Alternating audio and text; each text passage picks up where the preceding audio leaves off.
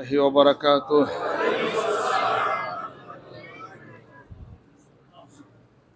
الحمد لله. بسم الله الرحمن الرحيم. إذا حييتم بتحية فحيوا بأحسن منها أو ردوها. আমল হয়ে গেছে আলহামদুলিল্লাহ। সম্মানিত মুসল্লি کرام এবং আজকের জুমার নামাজে যারা সমবেত হয়েছেন, বিভিন্ন জায়গা থেকে এসেছেন, সবাইকে আন্তরিক মোবারকবাদ, সম্মান এবং শ্রদ্ধা জানাই সংক্ষিপ্ত দু একটি কথা আলাপ আলোচনা করব ইনশাআল্লাহ তাআলা। আমা তাওফিক ইল্লা বিল্লাহ, আলাইহি তাওয়াক্কালতু ওয়া ইলাইহি উনীব। যাতে আমরা ফায়দামন্দ হতে পারি, বেনিফিশিয়ারি হতে পারি। ওয়াযাক্কির ফা ইন্নাদ যিকরা তানফাউল মুমিনিন ওয়া মা খালাকতুল জিন্না ওয়াল ইনসা ইল্লা লিয়াবুদুন। যারা আসছি, সমবেত হয়েছি, সালাত আদায় করলাম নাকি নামাজ পড়ছি? সালাত আদায় করছি।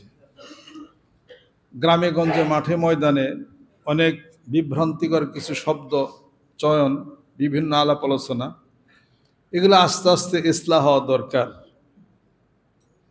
তার মধ্যে একটা হলো নামাজ পড়ছি। কোরআন শরীফের নামাজের কথা আসেনি? কি আছে? সালাত। সালাত আদায় করেছি, যাকাত আদায় করেছি, হজ করেছি। এখন তারপর আমরা প্রতি শব্দ অনেক কিছু আমরা বলি, প্রচলন হয়ে গেছে আর কি। সালাত বলি, নামাজ বলি। এখন এই নামাজ হলো সর্বশ্রেষ্ঠ ইবাদত। গুরুত্ব অনেক বেশি।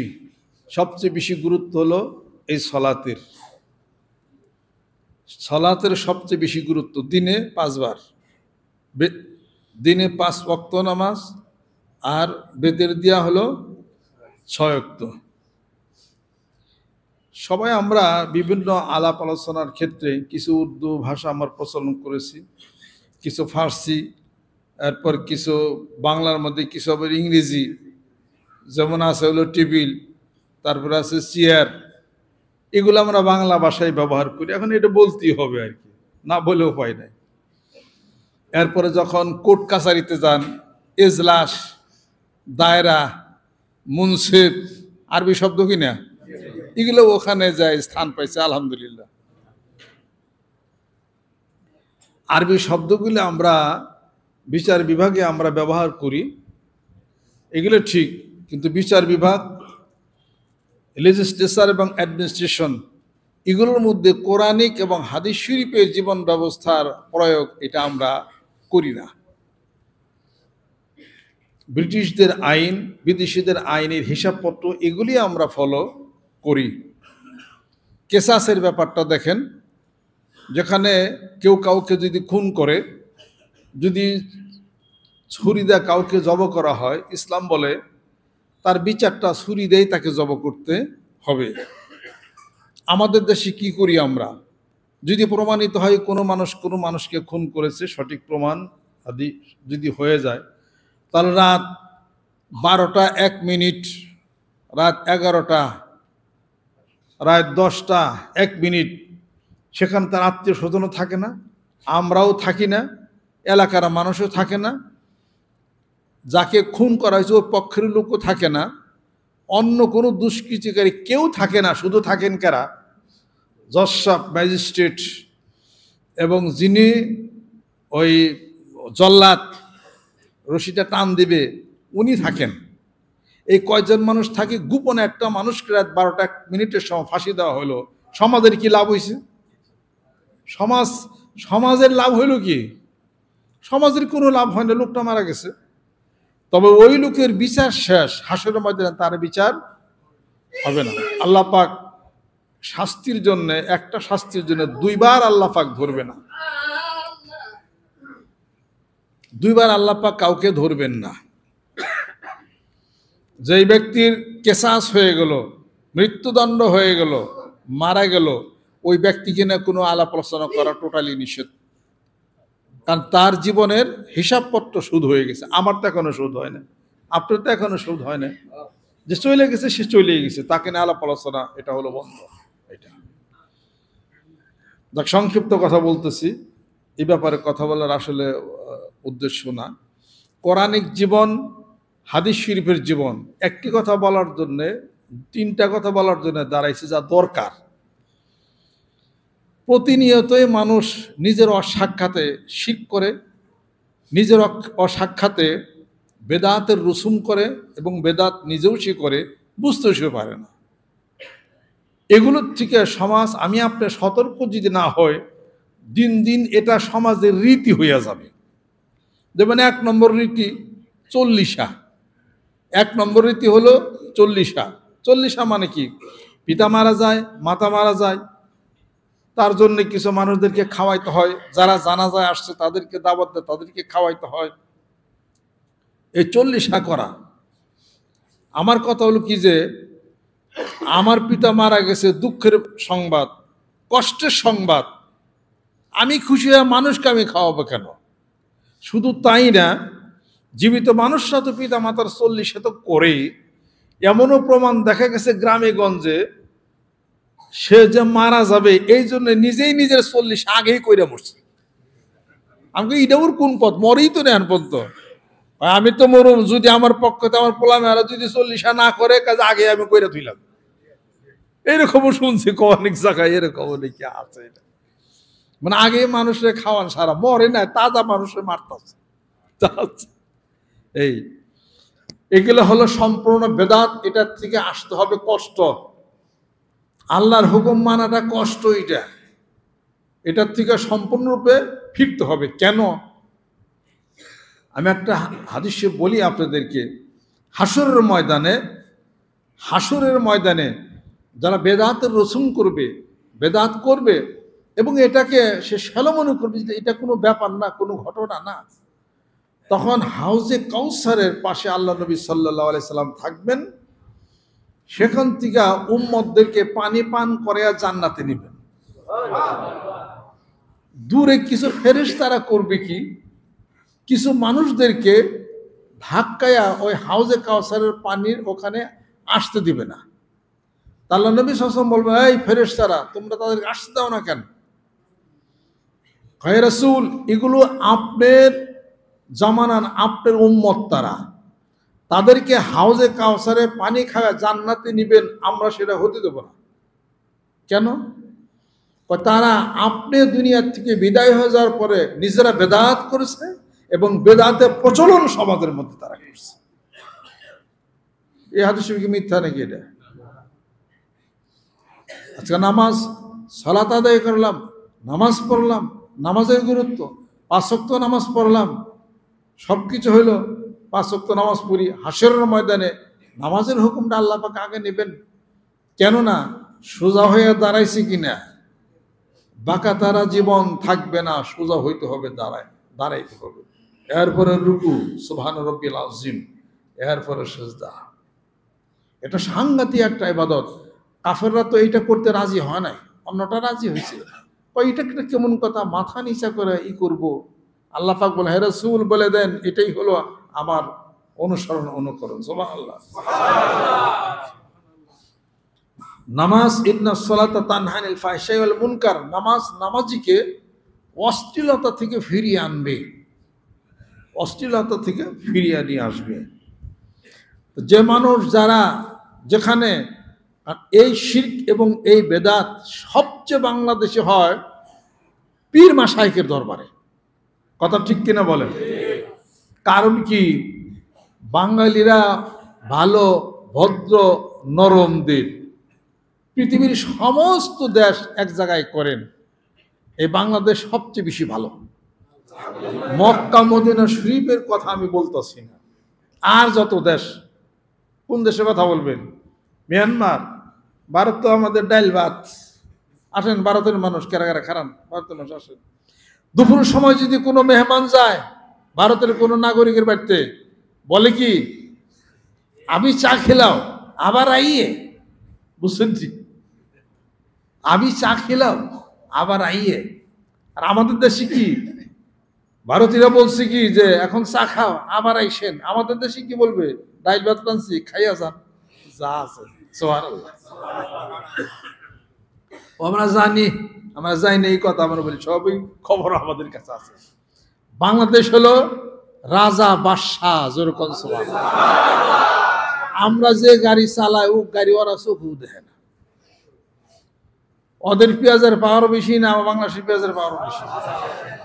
এই পেঁয়াজের পাওয়ার বেশি, এই গুস্তেরও পাওয়ার বেশি, মানুষও পাওয়ার বেশি। আপনার নিশ্চিত থাকেন, নারে তাকবীর আল্লাহু আকবার বলে একটা স্লোগান দিলে ওই কাটা তার বেড়া মারা কোন জায়গায় উড়ে যাবে। একটা বাংলাদেশে একটা মিলিটারি খারের দেয়ানছে, বডি দেখি আর শরীরের শক্তি দেখি, এই যে রাইফেলের বাট আছে না, গুলি লাগবে বাইরে এনার গার মার বাইঙ্গা সব দিল্লির উপর যাবো। এটা কি বিশ্বাস হয় আপনাদের? লাইগা দেখ খালি কত বাদে কত চাই লাগস। 71 সালে লাগছিল না পাকিস্তান, পারছে? মানুষ কত কোটি আছিল? 7.5 কোটি। এখন যে কতটি? 20 কোটি। শেষ জিকান বাইরে তো 5,000 হয়ে যাবে পাকে, আর মানদার নাই। শোনেন, যাই হোক, আল্লাহ পাক যেন আমাদেরকে সুস্থ রাখেন। এ প্রসঙ্গে কথা না বলি। শক্তি হলো 2 প্রকার, একটা হলো অর্থনৈতিক শক্তি, পেশি শক্তি, ক্ষমতার শক্তি, এক শক্তি, আর একটা হলো আত্মার শক্তি। সুবহানাল্লাহ। আমরা মানিকগঞ্জ দরবার শরীফের নেতৃত্বে আমরা কিসের শক্তির কথা বলি? আমরা কি পেশি শক্তির কথা বলি? আমরা কি টাকার শক্তির কথা বলি? আমরা কি কোনো ক্ষমতার শক্তির কথা বলি? আমরা বলি আত্মার, রুহের, কল্প জগতের শক্তির কথা। জোরে বল সুবহানাল্লাহ। আত্মার শক্তি আছে বিধায় কুল্লিল্লাযিনা কাফারু সাতুগলাবুনা ওয়া তুহশারুনা ইলা জাহান্নাম। আত্মার শক্তি ছিল বিধায় 313 জন সাহাবী বদরের যুদ্ধে 1000 কাফের হুদুইয়া হালাইছে। জোরে বল সুবহানাল্লাহ। ইবনে আফরা মুআওয়াজ আফরার 2 সন্তান, সবচেয়ে ছোট, বদরের যুদ্ধে দুর্ঘটনা ঘটে হালাইছে, বর্ডারে কাট করে হালাইছে। এটার নাম হলো আবু জাহেল। একজন ঠ্যাং ধরছে, একজন গলা ধরছে, ধইরা পুষ শেয়ার, একজনের চেয়ার। আত্মার শক্তির কথা বলি, আত্মার সংশোধনের কথা বলি, ইস্তায় বাতিনের কথা বলি। আত্মার শক্তি, আত্মার মধ্যে সই কলমের মধ্যে সমস্ত রূপ, রাগ, প্রতিশোধ, পরায়ণ, খুনি, রক্তপাত, চুরি, ডাকাতি, সব কিছু কলমের হলো রূপ। ফি কুলুবিহিম মারাদুন ফাযাদাহুমুল্লাহু মারাদা ওয়া লাহুম আযাবুন আলীমুন বিমা কানু ইয়াকযিবুন। কলমের মধ্যে সমস্ত রূপ, এই রূপ বের করতে হবে, এই দাগ মুছাইতে হবে। ছোট্ট একটা উদাহরণ আমি দিই। হযরত আলী রাদিয়াল্লাহু তাআলা আনহু এক জায়গায় যাচ্ছেন, এক শত্রু, কাফের শত্রু হাতের সামনে পাইছে, সেরকম কোনো কথা নাই। তার সাথে শত্রু তো ইসলামের বড় শত্রু একজন ছিল। তারপর তারে ধইরা হযরত আলীর সাথে কি পাছারে পারবো? কিলাকিলিতে কোনতে আসাদুল্লাহিল গালিব। জোরে কও সুবহানাল্লাহ। কিছুতেই পারবে না। তারা ধরে মাটির মধ্যে শোয়াইছে, শোয়াইয়া তরবারি বাইর করছে, এখন বিসমিল্লাহ কল্লাহ কল্লাহ মতে দেব। এমন সময় কাফের করছে কি, স্যাপ সিডিয়া দিছে নিচের থেকে, থুতু দিছে হযরত আলী রাদিয়াল্লাহু তাআলার মুখের মধ্যে। থুতু দেওয়ার সাথে সাথে হযরত আলী রাদিয়াল্লাহু তাআলা খুব রাগে অগ্নিশর্মা হয়ে গেছে, ছেড়ে দিচ্ছেন, যাও তোকে মাফ করে দিলাম। এখন সেইটা বলতেছে, আলী শুয়াইলা চিত করে জব করবা, স্যাপ দিলে সাইরা দিলে, ঘটনাটা কি? তুই বুঝস নাই,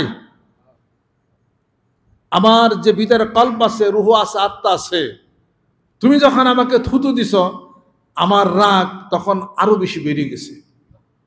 আমি এখন যদি তোমাকে জব করি, রাগের মাথায় জব হয়ে যাবে। আর আগে যে জব করতাম তোমাকে, এটা রাসূলের মহব্বতে, ইসলামের জন্য, এখন তোমাকে আমার আর তোমাকে খুন করা যাবে না। যাও। আল্লাহ নবী সাল্লাল্লাহু আলাইহি ওয়াসাল্লাম যে শিখাইছেন, এইটি হলো আত্মার হিসাবপত্র। এক মদখোর, সে নৌকায় যাচ্ছিল, যাওয়ার সময় অনেক মদের বোতল সে দেখতেছিল, তখন সাথে সাথে জীবনের পরিবর্তন এসে যে মদ আর খাবো না। মদের বোতল একটাতে আরেকটাতে বাইরে ভাঙতেছে, সবটি বাইরে ভাঙতে ভাঙতে ভাঙতে ভাঙতে একটা বাকি আছে, ওখানে যে আর সেটা আর ভাঙলো না। বোতল সবটি ভাঙলেন, ওইটা ভাঙলেন না। আমি যখন বোতল ভাঙতেছিলাম তখন ঠাস ঠাস শব্দ হইতেছে, আমার মনে খুব ভালো লাগতেছিল, ভাঙতেছে মদের বোতল গুলা, শব্দ হইতেছে, ভালো লাগা জিনিসটা, এই জন্য আর একটা ভাঙ্গি নেই আমি, যে এটার আমার কোনো সওয়াব হবে না আল্লাহর পক্ষ থেকে, অতএব ওটা থাকি। আমি তওবা করলাম, আল্লাহ যেন আমাকে কবুল করে নেন। এইটার নাম হলো খুলুসিয়াত। সুবহানাল্লাহ। রাতের অন্ধকারে সুযোগ পাইছেন, 20 লক্ষ টাকা আপনি কামাইতে পারতেন, একমাত্র আল্লাহকে ভয় করে তামান্নাই সুযোগ ছেড়ে দিছেন, এর নাম খুলুসিয়াত। যেরকম সুবহানাল্লাহ। হিসাবপত্র আছে অনেক কাজেরই, যেটা শিরক, এই শিরক আল্লাহ পাক পছন্দ করেন না। ওমা ইউশরিক বিল্লাহি ফাকান্নামা খাররা মিনাস সামাই ফাতাকতাফুহু তায়রা তাহবি বিহি রিহু ফি মাকানি সাহিকিন। এটা আল্লাহ পাক পছন্দ করেন না। বান্দা যে সমস্ত কাজের মধ্যে নিজের প্রশংসা চায়, মানুষে বলুক তাকে প্রশংসা করবে, নিজের বরত্ব চাই, সব হলো শিরক। ফামান কানা ইয়ারজু লিকা রাব্বিহি ফালইয়ামাল আমালান সালিহা ওয়ালা ইউশরিক বিইবাদাতি রাব্বিহি আহাদা। আয়াত নাযিল হয়ে গেল। এক সাহাবী এসে বললেন, ইয়া রাসূলুল্লাহ, দান করি ভালো লাগে, দান করি মানুষে চায়, মানুষে আমার জানে প্রশংসা করুক, আমার ভালো বলুক, এইটা আমি মনে করি, করলে আমার কাছে খুব ভালো লাগে, আমার এটা কি অপরাধ? আল্লাহ পাক কোরআনুল কারীমে আয়াত নাযিল করলেন যে ওয়ালা ইউশরিক বিইবাদাতি রাব্বিহি আহাদা। যেই ব্যক্তি আমি আল্লাহর সাথে পৃথিবীর বুকে কোনো মানুষকে শরীক করবে, সে আমার কাছে আসতে পারবে না। অতএব এটা হলো শিরক।